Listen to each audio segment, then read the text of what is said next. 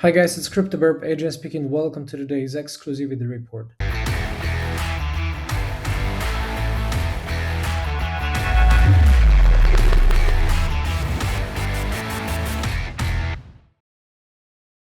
I think very important to understand that as we go and kick it off, well, we have to build off the context, right? So the context is of course bearish. We are in the bear market, about 65% of the peak.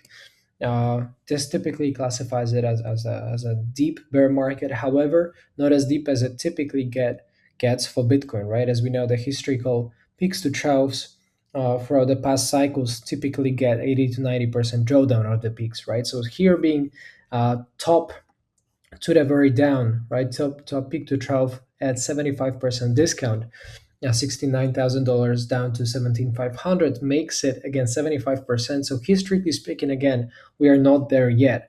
Of course, the past is never a guarantee of future success, right? History is never going to repeat. However, it does rhyme at times.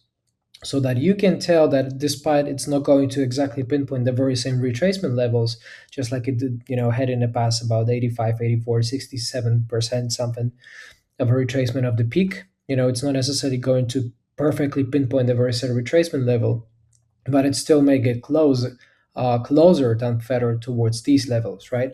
That's how I understand it, and that's what the technical analysis field teaches you. So what we know for sure, based on the price action of the historical records, is that we had marked a couple of support regions in the past, which after violation coming from the well, dark week, black week of Luna and Terra crash collapse, basically, which tilted the market downwards.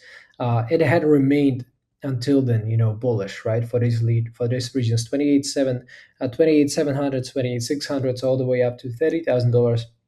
Typically, has got had got bullish reactions here, somewhere over here, also around $35,000. So regardless how we look at it, we do know that the past areas of support, have flipped their polarity. We can anticipate that the broken polarity flips to the other side, as in broken support becomes a resistance, right? So based on this part, we can anticipate that certain price barrier is going to play the role, as we get closer into this region. I don't know where Bitcoin is going to be tamed. I don't know when it's going to reverse. I have no idea where specifically it's going to turn back. However, we can anticipate that based on the historical records and based on the behavioral biases from the technical traders, that first encounter into this area of 28 to $30,000, $32,000 maybe, perhaps it's going to probably come with a little bit of a resistance, right? As a form of a price barrier, as many people, many eyes are looking at the same level, and they tend to cluster and layer, their ask orders to take profits, as well as shorts, basically aggregate on the stop losses, right? So because of this market, aggregating these sell orders, these ask orders, this aggregation, this clustering, basically commits to the self-fulfilling prophecy effect, so that the prices are rejected, right? This loss aversion bias is people basically don't want to lose much, right, of either of their profits. So they kind of like, would, even if they enter closer up here, they would put in and take profits earlier. And this profit taking, distribution is basically what's pushing these barriers upon Bitcoin prices, right? So here locally, in the local context, we are building potentially, in the very first, I should say, light orange theme bar, right? It didn't have many B-Pro light orange theme bars, in the past. However, these typically tell you that there is a little bit of a transition from the prior trend to the new trend, right, of a different direction. So the past trend, of course, had been dominated by the black bearish kind of like, indicators. However, still we stand the chance to actually filter out a little bit of the bearishness and get above the bearish layer for the first time in quite a while. We are in this narrow corrective wave tied to the upside, and this overall tied to the downside, right? So we are talking about the secondary bear market rally, additionally supported by the stock market, through the very strong correlation of Bitcoin prices at 0.93 for the 7-week correlation coefficient ratio, to the S&P 500 prices, right? So we know that Bitcoin is strongly dependent uh, upon the S&P 500 prices. So whatever the stocks do, the Bitcoin is likely to follow at least on a 7-week average. So here we are talking about the potential follow through as long as we get to see, you know, this these May's, June's kind of like peaks, being taken over.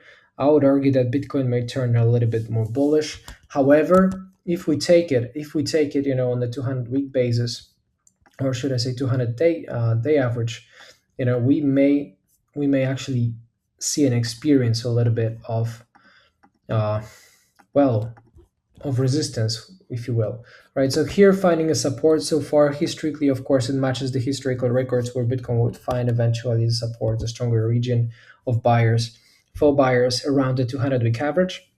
However, if we take it, right, if we take it and actually make a 200-day average, just to see, where the potential resistances align. Well, this gives you a little bit of more confidence, like we spoke, because this aligns very well with the previous trajectories, previous price objectives around $32,000. Okay, so this is if this is a bear market rally, right? And this may be a bear market rally validated by the stock market overall risk on markets, as a little bit of of recession is confirmed, of course, and then this no FOMC meeting this month, then they may be a little more of these bullish pressures as stocks rally higher, on the bear market rally. The Bitcoin, if it is to follow stocks, it may also rally toward 200-day average, which would make sense to meet the past resistance and actually get the taste of the potential further bull market rally. However, I would not expect it to happen before a first rejection and potential, seeing higher. Right? I'm not saying that's what's going to happen. I have no idea what's going to happen. However, I do know that Bitcoin likes to retrace to 80-90% of the correction value of the peak. Okay, we are not there yet. We have not bottomed out based on the historical records just yet. So I would be very, very reserved to call it a new bull market until we get a proper breakout and retest, probably through to $40,000.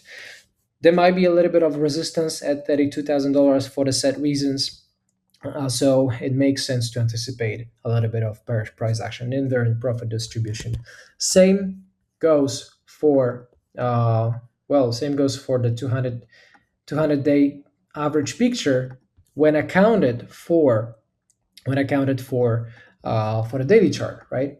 So the daily chart right now, of course, it's not going to put out a high success rate on the divergence system, which works best on the lower time frames. We observe trends, right, on the higher time frames where they build and how they're built. We know that there is a little bit of this price action, pushing higher. However, it's been pushing higher mildly, right? It's lagging strongly behind the stocks. It's lagging strongly behind the leading markets, the cyclical stocks, as in consumer discretionary, technology, communication services, and overall underperforming the S&P 500 on the relative strength and relative momentum basis. And as long as it does, it's vulnerable. It's like swinging at the at a one-legged chair, tilting back and forth, left and right. It's there. The bullish setup is there. However, it's very wobbly. It may be reverted at any time. But I do imagine that if we get finally, this follow through over $25,000 with a rounded retest, similar to what we got actually here, I very much like this rounded retest.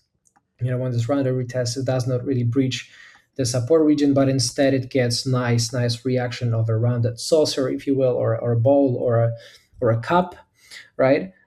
It may tell you a little bit of more bullish signs as traders tend to accumulate near the floor prices, right? This is typically more often than not a little bit of more bullish, right? So in my opinion, if we get a close over $25,000, we may get a little bit of more taste for what's ahead in the new bull market cycle and this bear market rally.